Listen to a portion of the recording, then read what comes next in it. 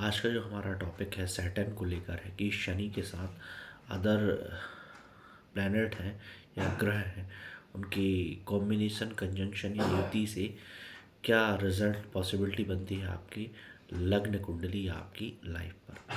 शनि का कंजंक्शन या युति अगर केतु के साथ बनती है तो सैटर्न एक कर्म कारक ग्रह है और केतु एक रिलीजियस प्लैनेट या एक हमारे रूट को, जड़ों को रिप्रेजेंट करता है। एक आध्यात्मिक वे में कहीं ना कहीं खंडन या चीज़ों को काटने का कार्य, छोड़ने का वर्क करता है।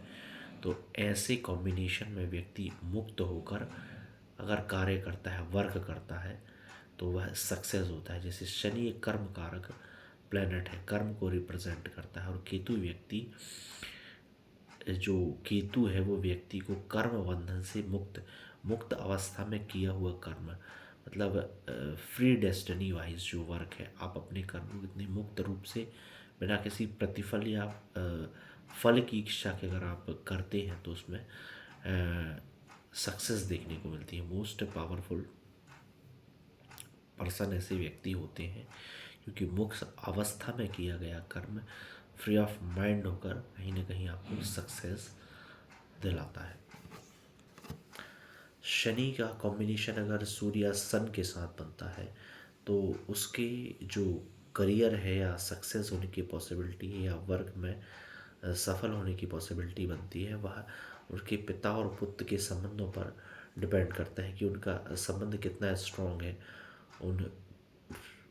उनके फादर और सन का जो रिलेशन जितना स्ट्रांग होगा, उनके करियर में ग्रोथ देखने को पॉसिबिलिटी बनती है, उतना आप अपने कार्य क्षेत्र में बेस्ट करेंगे। पिता कैसे भी हो, अगर आप अपना कर्म करते रहिए तो आपको पता ही नहीं चलेगा आप कहाँ से कहाँ पहुँच गए, बल्कि अपने जॉब या कार्य में उन्हें शामिल करिए तो 100% ग्रो आपको देखने को मिलेगी। पार्टनरशिप में कहीं ना कहीं आप उन्हें ऐड ऑन करें। अब सैटर्न और चंद्र के बारे में हम डिस्कस करेंगे। सैटर्न और मून का एक कॉम्बिनेशन होता है।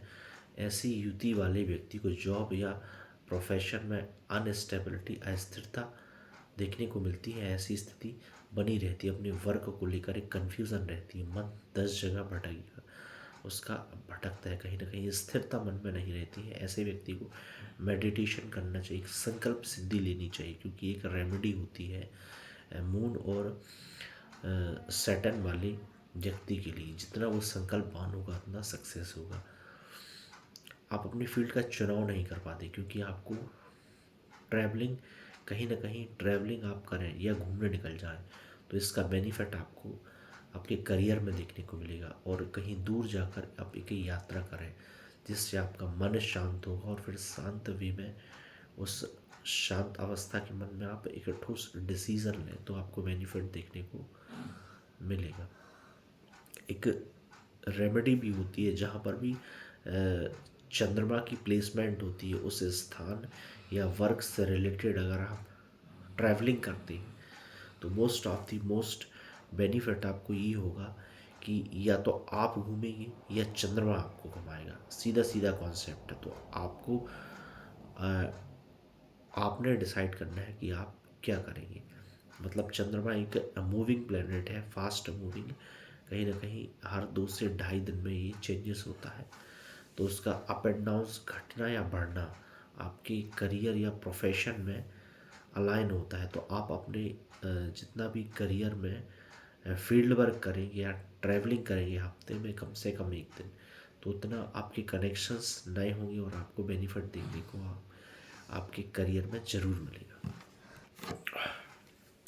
सैटर्न का एक कॉम्बिनेशन अगर राहु के साथ होता है तो ऐसे व्यक्ति को अपने करियर, जॉब या प्रोफेशन में जब तक वह फॉरेन के किसी व्यक्ति से कनेक्शन नहीं बनाता या किसी विदेशी कंपनी में जॉब नहीं करता या फॉरेन सेटलमेंट या किसी कहीं ना कहीं घर से दूर जाकर वह जॉब नहीं, कोई भी वर्क नहीं करेगा, वह सक्सेस नहीं हुआ। क्योंकि शनि कर्म कारक ग्रह है, प्लेनेट है, और Rahu out of the way जाकर जब चीज़ों को करेगा तो वह घर में उसकी सक्सेस होने की पॉसिबिलिटी कम होगी। वह अपने वर्क प्लेस या वर्थ प्लेस से सॉरी, वह अपने वर्थ प्लेस से, जन्म स्थान से, जहाँ वह पला बड़ा है, वहाँ से काफ़ी दूर उसको अपना वर्क करना चाहिए, क्योंकि राहु जो है एक अदर कल्चर को भी रिप्रेजेंट करता है, या अदर सिटी, अदर कंट्री, या अदर एक समुदाय के लोगों को। तो ऐसे कॉम्बिनेशन में आप उन लोगों से ज़्यादा इंटरेक्शन करें जो जिनकी धारणा आपके प्रति, मतलब जो आपको जानते नहीं, तो उसका उसका बेनिफिट आपको काफ़ी कुछ आपके करियर में देखने को मिलेगा। अब अगला जो कॉम्बिनेशन होगा वह सैटर्न और वीनस का होगा, शनि और शुक्र का। ये कॉम्बिनेशन पैसे का, पैसे से लाभ इसमें आपको देखने को मिलेगा। घर में कोई भी व्यक्ति बड़ा बुजुर्ग या सीनियर है, आप उनके घर में रहने मात्र से आप को ग्रो देखने को मिलेगी, या आशीर्वाद, कहीं ना कहीं ब्लेसिंग्स आपको देखने को मिलेगी। और इसका फ़ायदा आपको होगा। यह योग जिस भी व्यक्ति की कुंडली में बनता है, उसकी घर में कहीं ना कहीं बड़े बुजुर्ग का एक आशीर्वाद होता है। और आपको एक और जो रेमेडी है वह करना है कि आप के जो बुजुर्गों से रिलेटेड चीज़ें हैं, चाहे वह घर, ज़मीन, या कोई भी एक स्पेशल चीज़ है, वह आपको सेल आउट नहीं करना है, बचा के रखना है। तो वो एक ब्लेसिंग्स, आपके जो एंसेस्टर्स हैं, आपके पूर्वज हैं, आपके साथ हमेशा वो ब्लेसिंग्स रहती है। उसका बेनिफिट आपको आपके करियर में देखने को मिलेगा।